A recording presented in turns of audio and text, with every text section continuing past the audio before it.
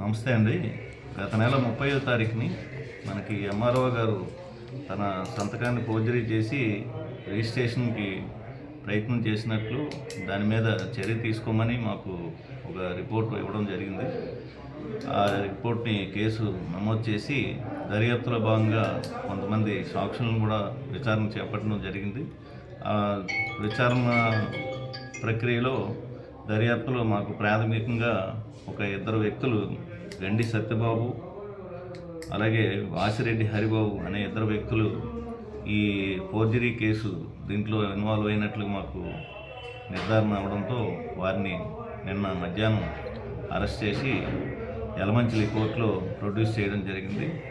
Magistrate గారు వాళ్ళకి 14 రోజులు రిమాండ్కి ఇవ్వడం జరిగింది. ప్రస్తుతం ఇంకా కేసు దర్యాప్తు సాగుతుందండి. ఇంకా ఇందులో ఎవరెవరు ఇన్వాల్వ్ అయి ఉన్నారనేది కూడా ఇంకా వెరిఫై చేస్తాం. ఎవరెవరు ఉంటే వాళ్ళందరి మీద కూడా చట్టపరంగా చర్యలు తీసుకుంటాం. ఇక్కడికి పోలీస్ స్టేషన్కి నేను రావడం ఎందుకు జరిగిందంటే, దారుణమైన కొన్ని విషయాలు నేను ఇక్కడ ఉన్నప్పుడు వింటున్నాను కొన్ని దగ్గర. అది క్లారిఫికేషను నర్సీపట్నం పబ్లిక్ మొత్తానికి ఇవ్వాలనే ఉద్దేశంతో పాత్రికేయ మిత్రులను నేను రిక్వెస్ట్ చేసి పోలీస్ స్టేషన్ దగ్గర రమ్మంటే అందరు పాత్రికేయ మిత్రులు ఇక్కడికి రావడం జరిగింది. ఇప్పుడే సిఏ గారి దగ్గరికి నేను వచ్చి అంటే 2-3 రోజుల క్రితమే సిఏ గారికి నేను ఫోన్ చేశాను. ఇలాగా మా పేర్లు చెప్పి కొంతమంది ల్యాండ్ల మీద కబ్జాలు చేస్తున్నారు. అది చాలా సీరియస్గా తీసుకోవాల్సిన విషయం. నేను పరిగణనలోకి తీసుకుంటున్నాను. ఎందుకంటే ఎవడన్నా కానీ ఒక రెవెన్యూ భూమిని కబ్జా చేయడం కానీ, గవర్నమెంట్ ల్యాండ్లు కబ్జా చేయడం కానీ, ఫ్యాబ్రికేటెడ్ పేపర్ సృష్టించి అక్కడ అయ్యన్న పాత్రుడు గారు కుటుంబం పేరుని వాడితే మాత్రం శిక్ష దారుణంగా ఉంటుంది. మళ్ళీ చెప్తున్నాను నేను. ఎంత దారుణంగా ఉంటుందంటే లైఫ్లో వాళ్ళు మర్చిపోలేరు. నేను మళ్ళీ చెప్తున్నాను, లా అబైడింగ్గా నర్సీపట్నంలో ఉండండి తప్ప ఎవరైనా కానీ మా కుటుంబ సభ్యుల పేర్లు వాడి ల్యాండ్ల మీదకి వెళ్ళడం అనేది జరగకూడదు. మేము బీయింగ్ ఒక మంచి ఎడ్యుకేషన్ బ్యాక్గ్రౌండ్తో వచ్చిన వాళ్ళని, నేను కానీ తమ్ముడైతే రాజేష్ లండన్లో చదివాడు, నేను అమెరికాలో చదివాను. నాన్నగారు అమ్మగారు ఇన్ని డెకేడ్స్ నుంచి కూడా ఎక్కడా కూడా ల్యాండ్ల మీద పడడం కానీ నేను ఎప్పుడు చేయలేదు. కానీ మొదటిసారి నేను ఒక ఆడియో వాసిరెడ్డి హరిబాబు, అంతే సార్, వాసిరెడ్డి హరిబాబు అంట, సబ్ రిజిస్టర్ ఆఫీస్ దగ్గర ఏదో చేసుకుంటూ ఉంటాడంట.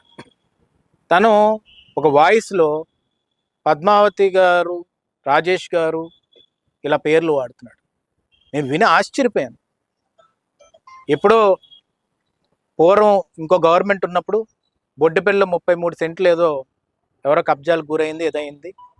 ఆ ల్యాండ్ రిజిస్టర్ చేసుకోవడానికి అని చెప్పి ఫ్రాడ్ సంతకాలు చేసేసి, ఆ ఫ్రాడ్ సంతకాలు చేసిన తర్వాత ఎంఆర్ఓ గారికి తెలిసిన తర్వాత ఎంఆర్ఓ గారు చాలా రెస్పాన్సిబిలిటీతో, నేను అప్రిషియేట్ చేస్తాను ఎంఆర్ఓ గారిని, చాలా రెస్పాన్సిబిలిటీతో ఇమీడియట్గా, ఎందుకంటే ఆయనకు మా కుటుంబం గురించి తెలుసు కాబట్టి ఇది కంపల్సరీగా వాళ్ళ సపోర్ట్తో జరిగి ఉండదు, వీడేదో తప్పు చేస్తున్నారని చెప్పి ఆ ఫ్రాడ్లెంట్ యాక్టివిటీ చేసి ఫ్యాబ్రికేటెడ్ డాక్యుమెంట్స్ సృష్టించిన పేపర్స్ తోటి సిఏ గారు కంప్లైంట్ ఇచ్చిన సిఏ గారు ఇమీడియట్గా దాని మీద దృష్టి పెట్టారు.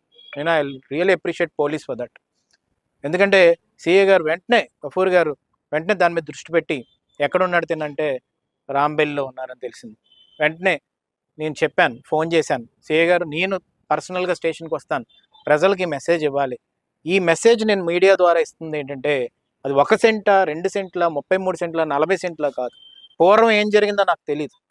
పూర్వం గవర్నమెంట్లో ఎవడో కబ్జాలు చేయొచ్చు. కానీ ఇది మళ్ళీ చెప్తున్నాను, జనాలు మొత్తం అందరికీ చెప్తున్నాను, ఎవరన్నా కానీ విజయ్ అనే పేరుతో కానీ, రాజేష్ అనే పేరుతో కానీ, పద్మావతి గారు అనే పేరుతో కానీ, అయ్యన్న పాత్రుడు అనే పేరుతో కానీ ఎవరన్నా కానీ పేర్లు ఉపయోగించి కబ్జాలు చేయడం కానీ, దొంగ సంతకాలు పెట్టడం కానీ, రిజిస్ట్రేషన్ ఆఫీసులకు వెళ్ళి మా పేర్లు చెప్పి రిజిస్టర్ చేయమండం కానీ ఇలాంటివి కానీ జరిగితే వెంటనే పోలీస్ స్టేషన్లోకి తీసుకొచ్చేసి వాళ్ళ మీద ఎఫ్ఐఆర్ వేయడం జరుగుతుంది, తీసుకెళ్ళి జైల్లో పెట్టడం జరుగుతుంది. ఎందుకంటే దీంట్లో నాన్ బెయిలబుల్ సెక్షన్స్ ఎక్కువ అట్రాక్ట్ అవుతాయి కాబట్టి రెవెన్యూ డిపార్ట్మెంట్ వారికి, పోలీస్ డిపార్ట్మెంట్ వారికి ఈ కేసును సాల్వ్ చేయడానికి వెంటనే ఇమీడియట్గా స్పందించి ఆ హరిబాబు అనే వ్యక్తిని కానీ, సత్యబాబు అనే వ్యక్తిని కానీ ఇప్పుడు స్టేషన్కి తీసుకొచ్చి వాళ్ళ మీద ఎఫ్ఐఆర్ వేయడం జరుగుతుంది.